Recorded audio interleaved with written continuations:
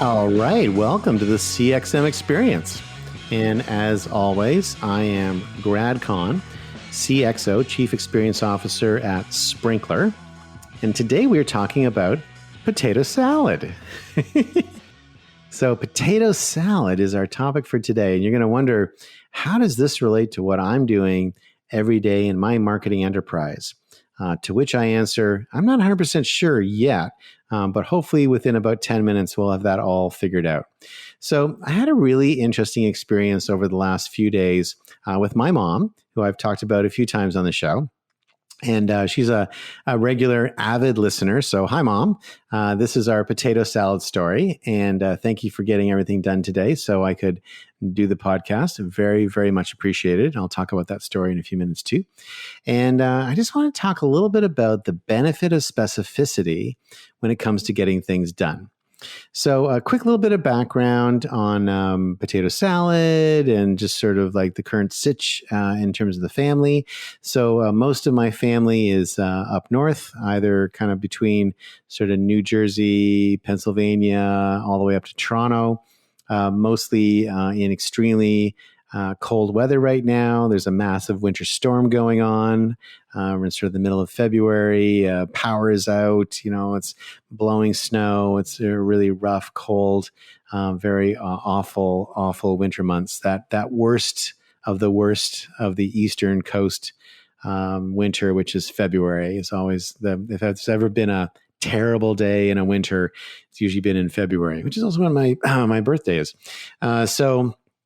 And many of those days have occurred on my birthday. So what is a little bit different is that this year I'm in Florida. And so while the rest of my family is freezing their buchuklis off up out east, and even the ones that have somehow found themselves in Seattle, they're also in the middle of a winter storm gripped by snow as well. So just essentially everyone in my family covered in heaps and heaps of snow.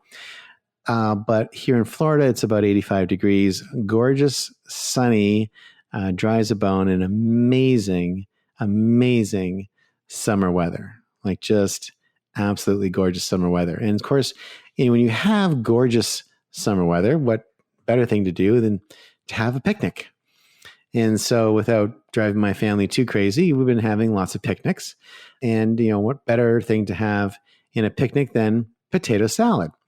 Particularly something called picnic potato salad. So picnic potato salad is something that my mom has made for a long time, and she's got a great recipe for it. And essentially, it's a really delicious potato salad, uses feta cheese, like crumbled feta, and Italian dressing.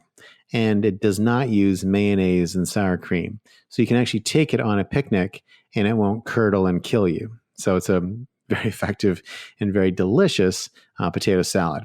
But every once in a while, I still do have quite a hankering for old-fashioned mayonnaise-based potato salad. And so after making a picnic potato salad, and I think it went very successfully, and it was very, very good, I asked my mom for the basic, main, traditional potato salad recipe. And this is where things all went awry, okay? And so that recipe was actually invented by my grandmother, who my grandmother's Polish, and often people will affectionately call Polish grandmother babushka, but I couldn't pronounce that when I was a kid, really young. And so I called her Bobby, and that kind of stuck.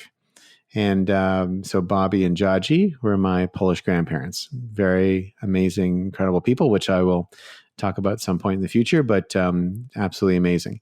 And so Bobby had a recipe, quotation marks, for potato salad, as she did for many things. Now, Bobby, as a cook, didn't really measure things. It was just kind of throwing things in, knew how much to throw in, and it just sort of magically tasted the same every time, and it was amazing.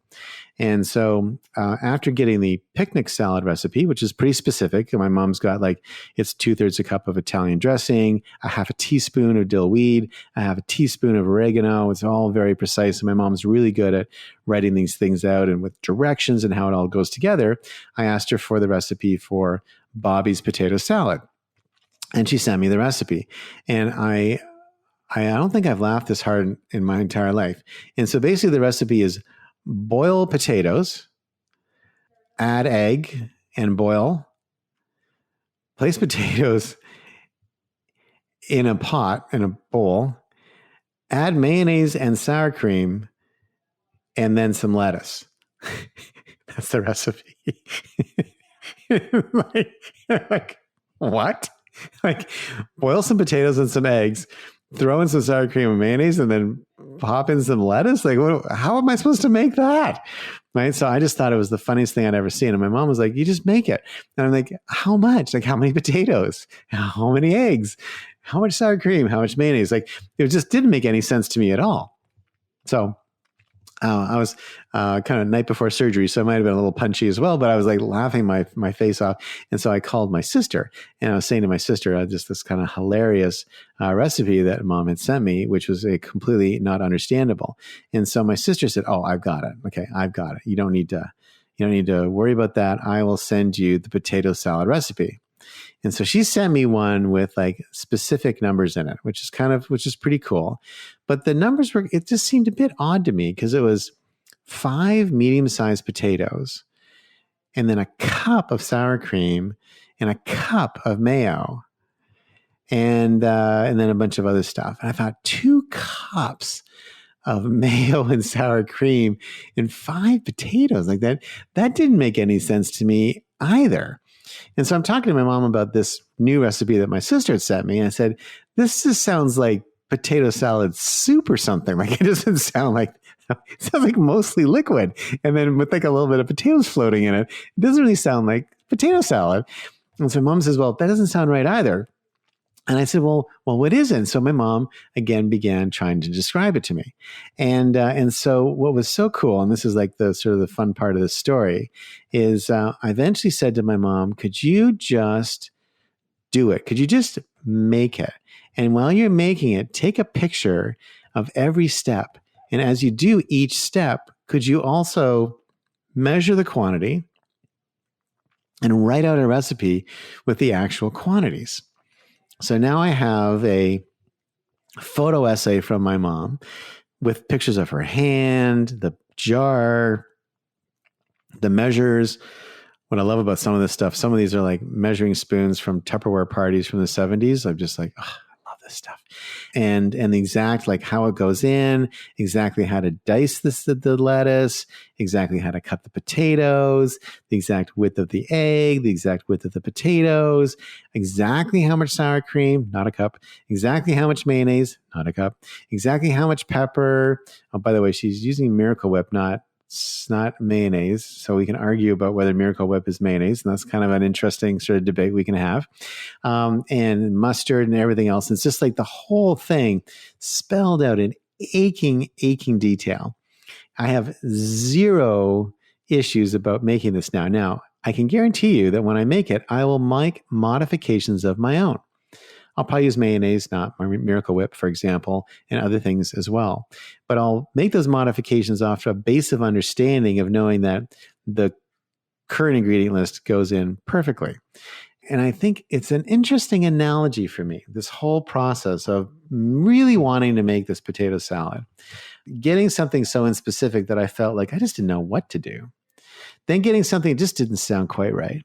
And now getting something that's in such amazing high fidelity detail that I know how to make an exact duplicate of it, but knowing inside that I'll still probably alter it somehow in my own way. And I actually thought this would be a great analogy, sir, for what we do in business. Because, a lot of time in business and a lot of time in marketing, we have a very foggy idea of what we're trying to do. We sort of know what we kind of want it to be like. We sort of want like classic potato salad that I remember eating at my grandmother's house and I remember having a certain taste. And then we get like the directions to get there are always really inspecific. We very rarely get specific directions in business. It's very hard to have real clarity on the path that we need to take and how we need to get there. So it's very, very foggy. But every once in a while, we'll know someone who's been there before or who's done it before. But sometimes they'll give us directions and we're like, I don't know, that doesn't sound right. And sometimes you just need to get someone who's been on the journey a bunch of times to sit down and take you through it step by step. Now, I got to say, massive props to my mom on this one, because I was really pushing her to get this recipe pulled together for me, because I really want to make it and I really wanted to talk about it in the podcast today. And there's a massive snowstorm going on in St. Catharines, Ontario. And so my, what's the right way to put this? My stepfather, I guess, my stepfather, Paul, he jumped in a car in the middle of a snowstorm. Thank you, Paul. And he drove to the stores to go get the lettuce that's supposed to go in the recipe. But of course, it's family day in Canada today. And so the stores were all closed. So Paul came back, and Paul so wonderfully sacrificed these beautiful little lettuce leaves that are growing in his hydroponic farm downstairs that they were going to use in a salad. And they've now put into this potato salad to be able to do the potato salad recipe for me. So thank you, Dad. That was awesome. I really, really appreciate it. And, it's a really amazing sort of see the commitment that people suddenly have put into it. Because when you actually ask people to be specific, after a certain point, when they really drill down and really get specific, then suddenly it has to be 100% authentic. So, my mom couldn't just like cut up a paper towel and show me what the lettuce would have looked like. She had to actually cut up real lettuce. And so we have hydroponic lettuce cut up into this potato salad that they've made in the middle of a snowstorm. And as well, my mom made the potato salad in the middle of a snowstorm, which is pretty amazing. And she sort of dropped everything for it and got it done for me and sent me like 30 photographs, which I'm going to turn into a photo essay in a Word document. And I couldn't be more appreciative. And now I have real clarity on how to do it. And guaranteed a couple of years from now, when someone looks at that recipe, they'll see the original recipe and they'll see my little scrawlings where I kind of cross something out and make it a little bit more, make it a little bit less, or add an ingredient that might be missing. And that'll be sort of how the recipes work, and how you take the plan and you alter it and you continue to improve it and you continue to make it better. And Mom, there is a gorgeous Wusthof utility knife headed your way as a great thank you for doing this for me today. I know you'll love it. It's a great knife. And tell me how you like it, and I'll get you a block and we'll kind of build out a knife set for you once you kind of got that up and running. But today you're going to get the first of many knives, which will be the utility knife, as a thank you for doing this for me today. So that's my story about potato salad and how potato salad relates to business, which is, what? Sometimes you don't know what you're doing. Sometimes someone will give you a bit of directions. Sometimes people can give you a lot of directions. The more you push for specific direction and the more confidence you get about how to do something the right way, the more easily you can alter it in the future, and the more easily you can execute with confidence. And so you can never plan too much, and you can never execute too thoroughly, and you can never, ever have too much potato salad. For the CXM Experience, I'm Grad Khan, and I'll see you next time.